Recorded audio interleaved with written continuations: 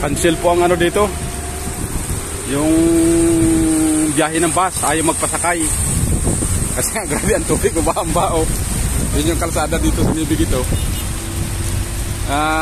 Ay hirap. Ano kayo, pati taxi wala din. Hindi makakasakay. Wala ring nadaan taxi. Baha po dito. Ayaw magpasakay ang bus. Hindi ayaw daw eh. Hindi raw pwede.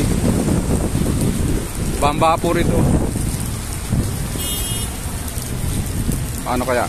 Paano tayo makakapas nito? Ayan. Maraming tao. Sa tubig ko.